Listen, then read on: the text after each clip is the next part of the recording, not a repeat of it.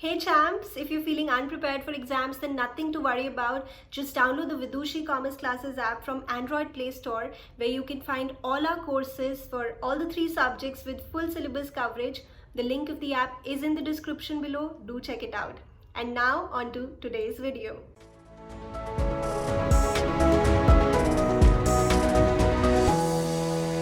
Hello champs, I hope you all are doing great. इस video में हम discuss करेंगे the meaning of appreciation and depreciation of home currency या domestic currency and its impact on exports and imports. आप में से काफ़ी बच्चों की रिक्वेस्ट थी कि मैं फॉरेन एक्सचेंज रेट चैप्टर से रिलेटेड कुछ वीडियोस लेकर आऊँ। So this is the first video. अभी मैं और भी आपके साथ different types of questions discuss करूँगी इस चैप्टर में से। तो देखते हैं। ओके, फॉरेन एक्सचेंज रेट होता क्या है? आई होप इतना आप समझते हैं। The rate at which 1 unit of one currency can be exchanged for a number of units of the other currency. Simple है। जैसे पहली सिचुएशन समझते हैं। जैसे मान लीजिए पहले $1 60 रुपीज़ का मिलता था और अब $1 50 रुपीज़ का हो गया, right? Of course, this is the foreign exchange rate, the relation between two currencies. Okay? अब आप बताइए, यहाँ पे जो रूपी है वो पहले से स्ट्रॉन्ग हो गया है या पहले से वीक हो गया है? आप सोच सकते हैं। पहले हमें 60 रुपीज़ दे के $1 मिलता था, अब 50 रुपीज़ दे के $1 मिल जाता है, तो हम जो है वो स्ट्रॉन्ग हो गए, यानी यहाँ पे रूपी स्ट्रॉन्ग हो गया है। पर वो लिखने से पहले मैं बताऊंगी कि जैसे 60 से 50 हो रहा है, इसे हम बोलते हैं fall in exchange rate. Simply जैसे कम हो रहा है तो इसे बोलते हैं fall in exchange rate. And जैसे मैं कह रही हूँ कि रूपी यहाँ पे स्ट्रॉन्ग हो रहा है और डॉलर यहाँ पे वीक हो रहा है। ऑफ कोर्स, अब रूपी स्ट्रॉन्ग होने का मतलब है एप्रिसिएशन ऑफ होम करेंसी या डोमेस्टिक करेंसी। आप भी मेरे साथ साथ नोट कीजिए, एप्रिसिएशन ऑफ होम करेंसी या एप्रिसिएशन ऑफ डोमेस्टिक करेंसी, क्योंकि हमारे लिए तो ऑब्वियसली रूपी इज द होम करेंसी ना। तो हम कह सकते हैं that less rupees are now needed to buy $1, right? Less rupees are now needed to buy $1। Okay, अब ऐसा क्यों हुआ होगा? इसके कॉजेज क्या हो सकते हैं? What could be the probable causes? देखिए, जैसे यहाँ पे हम कह रहे हैं कि डॉलर वीक हो रहा है। बच्चे, इस चैप्टर में जब भी हम एक्सचेंज रेट पे किसी चीज़ का इफेक्ट देखते हैं तो हम हमेशा डिमांड और supply of the foreign currency के कॉन्टेक्स्ट में सोचते हैं। ऑफ कोर्स आपको पता है कि आज की डेट में तो फ्लेक्सिबल एक्सचेंज रेट सिस्टम है which is determined by the forces of demand and supply. तो जब भी हम कॉज की भी बात करेंगे तो हम डिमांड और सप्लाई के कॉन्टेक्स्ट में सोचेंगे, और किसकी demand and supply? Foreign currency की। ठीक है। अब जैसे हम यहाँ पे कह रहे हैं कि डॉलर वीक हो रहा है, कौन सी चीज़ की वैल्यू कम हो जाती है मार्केट में? जिस चीज़ की या तो सप्लाई बढ़ जाती है या जिस चीज़ की डिमांड कम हो जाती है उस चीज़ की वैल्यू कम हो जाती है। This is the basic economics concept. फिर से, अगर कोई चीज़ मार्केट में बहुत ज़्यादा, जिस चीज़ की सप्लाई हो जाती है उसकी वैल्यू कम हो जाती है ना, so the possible cause could be increase in the supply of US dollars, या फिर एक और इसका कॉज हो सकता है कि डॉलर की डिमांड कम हो गई जिस वजह से डॉलर की वैल्यू कम हो गई, right? Decrease in demand for US dollar. Of course champs, US dollar का मतलब हम यहाँ पे फॉरेन करेंसी ले रहे हैं। सो चैम्प्स, जो मैं आपको फर्स्ट सिचुएशन सिखा रही हूँ that is fall in exchange rate which is also known as appreciation of home currency. कैसे, वो मैंने अभी आपको बताया। मतलब अब हमें कम रुपीज़ चाहिए $1 खरीदने के लिए, और इसके पॉसिबल कॉजेज हो सकते हैं कि जैसे डॉलर की वैल्यू कम हो रही है। किस चीज़ की वैल्यू कम होती है मार्केट में? जिस चीज़ की या तो सप्लाई बढ़ जाती है या जिस चीज़ की डिमांड कम हो जाती है। ये जो कॉजेज है ये मैं आपको डायग्राम से भी अभी सिखाती हूँ, और फिर मैं इस सिचुएशन का इम्पैक्ट बताऊंगी एक्सपोर्ट्स एंड इम्पोर्ट्स पर, exports and imports from our country. Okay champs, देखिए अब increase in the supply of foreign currency से, जैसे हमने बोला कि फॉल इन एक्सचेंज रेट हो सकता है, this is the cause for this, we will support this with a diagram. Okay, increase in supply of foreign currency. अब आपको पता है जो इक्विलिब्रियम एक्सचेंज रेट है that is determined by the forces of demand and supply, and demand का वही downward sloping diagram है और सप्लाई का अपवर्ड स्लोपिंग, जैसे आप माइक्रो में भी पढ़ते थे। अब अगर आप चाहते हैं कि मैं प्रॉपरली आपको ये भी समझाऊं कि डिमांड डाउनवर्ड स्लोपिंग क्यों है और सप्लाई का अपवर्ड स्लोपिंग कर्व क्यों है इस चैप्टर में, तो आप मुझे कमेंट सेक्शन में बता सकते हैं। Okay, so this is the basic diagram.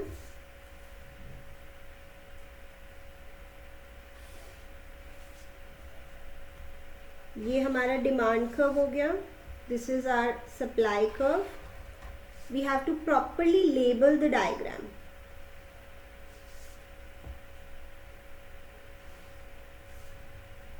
Okay, x axis पे हमें हमेशा रखना है सप्लाई और डिमांड ऑफ फॉरेन करेंसी, और वाई एक्सिस पे हमें रखना है एक्सचेंज रेट। ओके चैम्प्स, तो अभी जैसे O R is the exchange rate and O L is the quantity. Okay, so this is the demand curve, this is the supply curve. अब increase in supply, जैसे आप micro में पढ़ते थे last year, अगर सप्लाई में increase होता है तो there will be a rightward shift of the supply curve, right? तो हम सप्लाई कर्व को राइटवर्ड शिफ्ट कर देते हैं। Now the new exchange rate will be determined at this point, जहां पे नया सप्लाई कर्व और पुराना डिमांड कर्व मीट हो रहा है।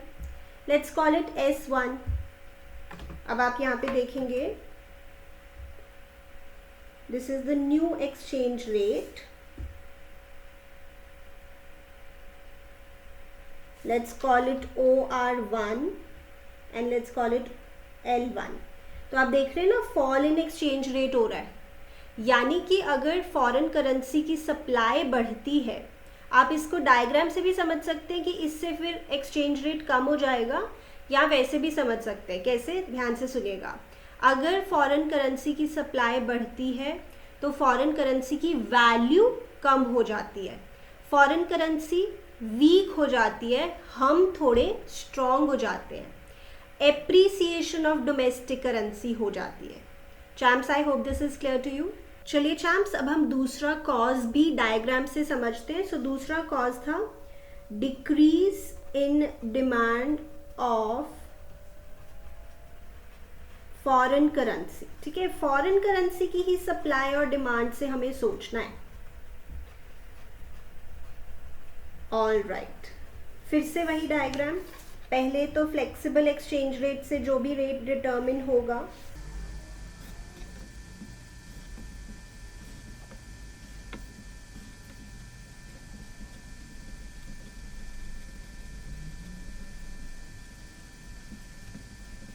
Okay champs.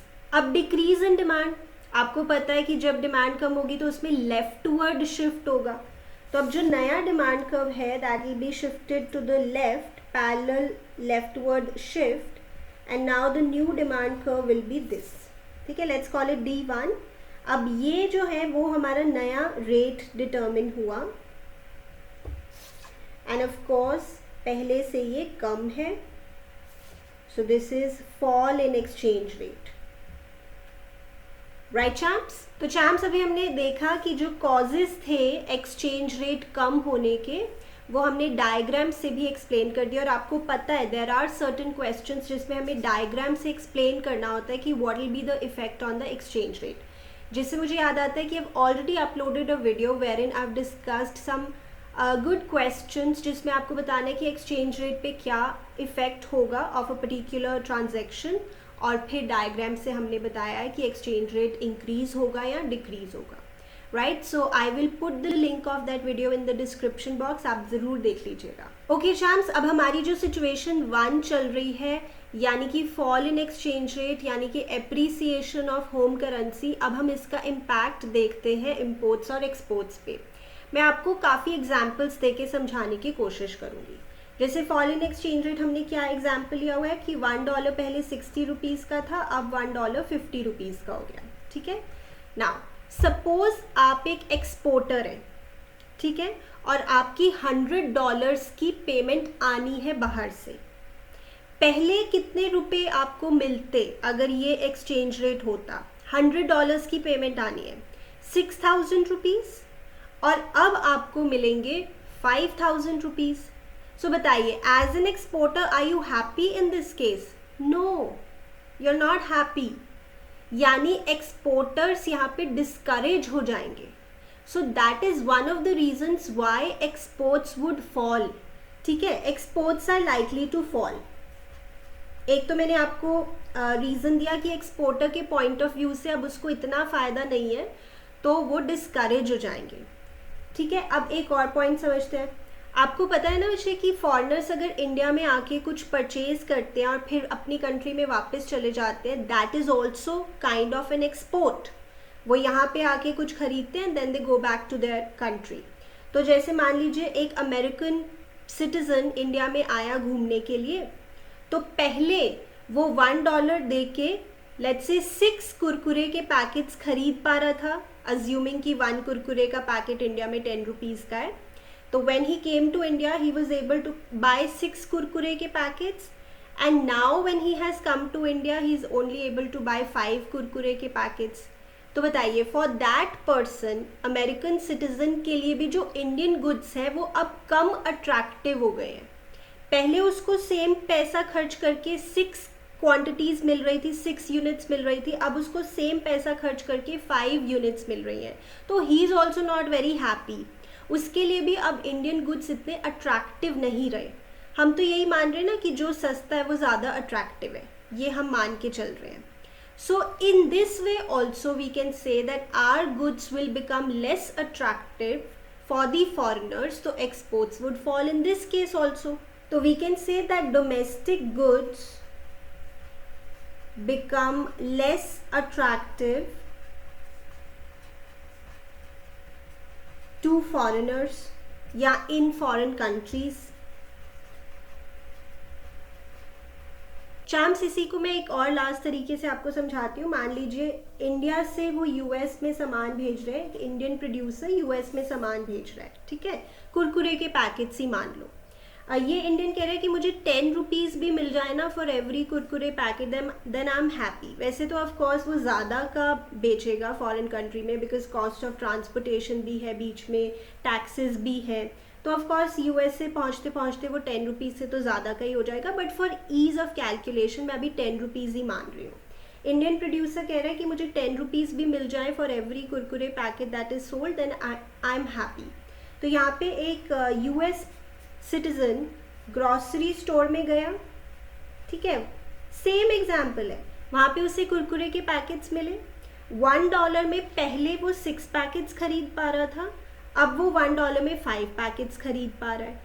तो अगेन वही बात कि हमारे गुड्स फॉरेन कंट्रीज़ में लेस अट्रैक्टिव हो जाएंगे, तो हमारे exports are likely to fall. मैंने ये एग्जाम्पल आपको बस इसलिए दिया कि ये जा रहे हैं बाहर गुड्स, बिकॉज पहले एग्जाम्पल में मैंने आपको कहा था कि फॉरेनर ही इंडिया में आके सामान खरीद के वापस जा रहे हैं. दो दैट इज़ ऑल्सो एक्सपोर्ट, वो भी एक्सपोर्ट ही होता है, बट मैंने आपको ऐसे भी समझा दिया. सो हमने देखा कि अगर फॉल इन एक्सचेंज रेट होगा, so exports are likely to fall. Okay, अब इम्पोर्ट्स के बारे में सोचते हैं. Same fall in exchange rate है, what might happen to our imports. अब इम्पोर्ट हम कुछ करते हैं बाहर से, तो हमें पेमेंट करनी पड़ती है. मान लीजिए मैंने amazon.com से, amazon.in से नहीं, amazon.com से, जो कि USA की वेबसाइट है, मैंने वहाँ से $100 की शॉपिंग की. ठीक है, पहले मुझे कितने रुपीज़ देने पड़ रहे थे फॉर दैट शॉपिंग? 6000 रुपीज़. और अब मुझे देने पड़ रहे हैं 5000 रुपीज़. राइट, तो now I am happier, I will shop more. So in a way imports will rise, क्योंकि imports will become cheaper. So imports are likely to rise. Imports are likely to rise because now less rupees are needed to buy $1. ठीक है, to buy $1. I hope चाम से आपको clear हुआ. अभी मैंने आपके साथ सिर्फ सिचुएशन 1 डिस्कस की है, मैं एक बार रिपीट कर रही हूँ. सो सिचुएशन 1 में there is a fall in exchange rate which is also called appreciation of home currency. यहाँ पे डॉलर वीक हो रहा है. इसके प्रॉबेबल कॉजेज हो सकते हैं कि या तो मार्केट में डॉलर की सप्लाई बढ़ गई है या डॉलर की डिमांड कम हो गई है. दोनों हमने डायग्राम से भी समझ लिए हैं कि how there is a fall in exchange rate, and हमने इनका likely impact on exports and imports भी देख लिया है. राइट, यहाँ पे exports are likely to fall and imports are likely to rise. Is that clear? Now let's move on to situation number 2. चलिए champs, अब हम सिचुएशन 2 देखते हैं एंड देन इसको भी डिटेल में समझेंगे. वैसे अब आप बिल्कुल इसका ऑपोजिट करते जाइए सिचुएशन 1 का, and you will be able to understand it. So मान लीजिए पहले $1 was for ₹60 and now $1 is for ₹70. ठीक है, इससे आप बोलेंगे राइज इन एक्सचेंज रेट. पहली बात तो ये है, rise in exchange rate. Then यहाँ पे आप बोलेंगे, अब आप सोच के देखिए, रूपी जो है वो स्ट्रॉन्ग हो रहा है या वीक हो रहा है? वीक हो रहा है ना. पहले 60 रुपीज़ दे के $1 आ जाता था, अब 70 रुपीज़ दे के $1 आता है. रूपी की वैल्यू वीक हो रही है, हम कमज़ोर हो रहे हैं. रूपी is getting weaker here and dollar of course the opposite strong हो रहा है. अब अगर रूपी वीक हो रहा है तो वील से डेप्रीसिएशन ऑफ होम करेंसी और domestic currency. Depreciation of domestic currency. Okay, अब इसके प्रॉबेबल कॉजेज जैसे पहले सोचे थे, हमें हमेशा डिमांड और सप्लाई के कॉन्टेक्स्ट में सोचना है, और वो भी किसकी demand and supply? Foreign currency की. यहाँ पे डॉलर स्ट्रॉन्ग हो रहा है, तो डॉलर स्ट्रॉन्ग होने के पीछे क्या कारण हो सकता है कि या तो डॉलर्स की डिमांड बढ़ गई है. Right, so the probable causes could be increase in demand of foreign currency. तो जिस चीज़ की डिमांड बढ़ जाती है, आपको पता है उस चीज़ की वैल्यू बढ़ जाती है. यहाँ पे डॉलर्स की वैल्यू बढ़ी हुई है ना. या फिर दूसरा कॉज क्या हो सकता है, किस चीज़ की वैल्यू बढ़ जाती है? जिस चीज़ की मार्केट में सप्लाई कम हो, वो इतना ज़्यादा ईजिली अवेलेबल ना हो अगर चीज़ मार्केट में, तो उस चीज़ की वैल्यू बढ़ जाती है. This is basic economics concept. So another probable cause could be decrease in supply of foreign currency. अब ये भी एक टॉपिक होता है कि डिमांड और सप्लाई ये कैसे बढ़ती है, कैसे कम होती है. दैट्स अ डिफरेंट टॉपिक, जिसमें हम देखते हैं कि why do we demand foreign currency, why do we supply foreign currency. वो एक डिफरेंट टॉपिक है. अगर आप उससे भी रिलेटेड वीडियो देखना चाहते हैं, do let me know. Decrease in supply of foreign currency, that is another probable cause. देखिए चैम्प्स, एक होता है कॉज, एक होता है कॉन्सिक्वेंस. बच्चे हमेशा इसमें कंफ्यूज होते हैं, but you try to understand the difference. Cause is कि इसकी वजह से ये हो रहा है, अब ये हो गया है तो अब इसका रिजल्ट ये हो रहा है, तो दैट इज द कॉन्सिक्वेंस. तो कॉज और कॉन्सिक्वेंस अलग होता है, इसको आप मिक्स नहीं करेंगे इन चैप्टर्स में. ओके चैम्प्स, अब आपने खुद डायग्राम बना के, इन दोनों केसेस में आपने खुद डायग्राम बनाना है और डिटर्मिन करना है कि एक्सचेंज रेट पहले से बढ़ रहा है. जैसे मैंने अभी आपको डायग्राम्स बना के दिखाए थे 2, वैसे ही आप डायग्राम्स बनाएंगे इंक्रीज इन डिमांड का और डिक्रीज इन सप्लाई का. इसमें आप डिमांड कर्व को राइटवर्ड शिफ्ट कर देंगे, इसमें आप सप्लाई कर्व को लेफ्टवर्ड शिफ्ट कर देंगे, और फिर आप ये डिटर्मिन करेंगे कि एक्सचेंज रेट राइज हो रहा है. ठीक है, I hope you can do that. Now हमारी डिस्कशन है कि जैसे अभी हमने देखा राइज इन एक्सचेंज रेट, अब राइज इन एक्सचेंज रेट की वजह से एक्सपोर्ट्स और इम्पोर्ट्स पे क्या फ़र्क पड़ेगा. ठीक है, अब वही सोचते हैं, मैं एक एक्सपोर्टर हूँ, मेरी $100 की पेमेंट आनी है बाहर से. अगर पहला एक्सचेंज रेट देखें तो मुझे 6,000 रुपीज़ मिलने थे, और अब अगर एक्सचेंज रेट देखें तो मुझे 7,000 रुपीज़ मिलने हैं. So now I am happier ना.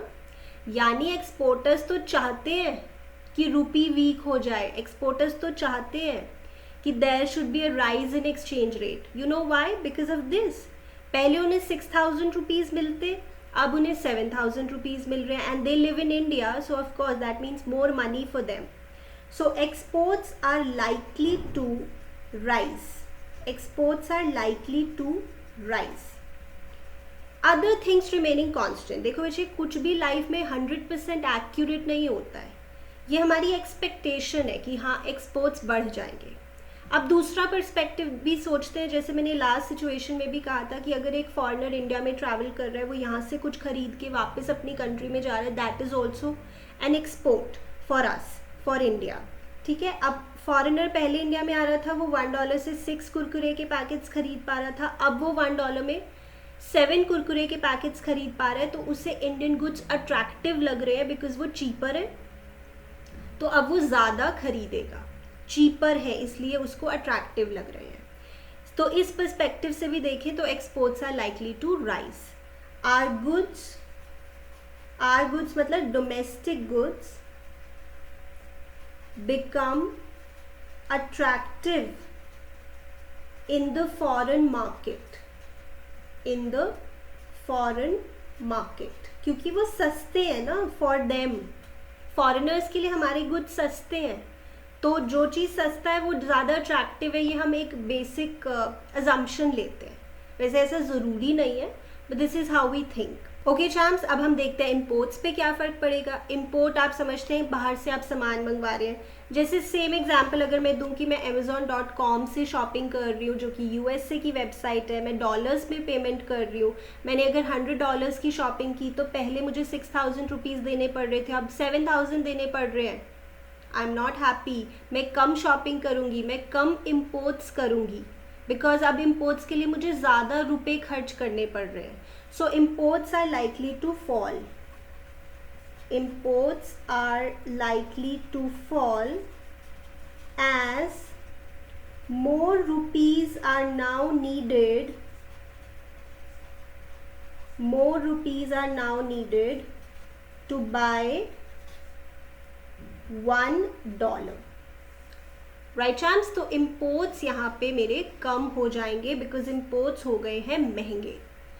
सो बताइए चैम्प्स, क्या आपको ये समझ में आया? Let me quickly revise situation 2 with you. तो यहाँ पे हो रहा है rise in exchange rate, rupee weak हो रहा है, that is depreciation of home currency या depreciation of domestic currency. Dollar strong हो रहा है. प्रॉबेबल कॉजेज डॉलर स्ट्रॉन्ग होने की कि या तो डॉलर की डिमांड बढ़ गई है या डॉलर की सप्लाई मार्केट में कम हो गई है. इसके क्विक डायग्राम्स आपको बना के खुद इन्फर करना है कि यहाँ पे राइज इन एक्सचेंज रेट हो रहा है, जैसे मैंने सिचुएशन 1 में डिस्कस किया था. Then the likely impact on exports and imports हमने देखा. यहाँ पे exports are likely to rise क्योंकि हमारे गुड्स फॉरेनर्स के लिए चीपर हो गए हैं, so they find Indian goods more attractive. So exports are likely to rise. Also exporter के पॉइंट ऑफ व्यू से अगर आप सोचें, जो इंडियन एक्सपोर्टर है वो भी ज़्यादा खुश है, तो वो भी इंकरेज होगा ज़्यादा एक्सपोर्ट्स करने के लिए. और imports are likely to fall because अब इम्पोर्ट्स हो गए हैं महंगे, मुझे ज़्यादा रुपए खर्च करने पड़ रहे हैं to buy foreign goods. Champs, I really hope कि आपको ये समझ में आया. अब मैं आने वाले वीडियोस में आपके साथ हॉट्स डिस्कस करूँगी फॉरेन एक्सचेंज रेट चैप्टर से रिलेटेड, जिसमें आपको और एक स्टेप आगे सोचना है, थोड़ा और you have to go deep into the thinking, and इसके लिए ये बेसिक पता होना ज़रूरी है. सो आप इसको अच्छे से कर लीजिए, एंड देन हम मिलेंगे नेक्स्ट वीडियो में where I will discuss some more higher order thinking skill questions with you. Alright champs, that is it for this video. मिलते हैं अगले वीडियो में.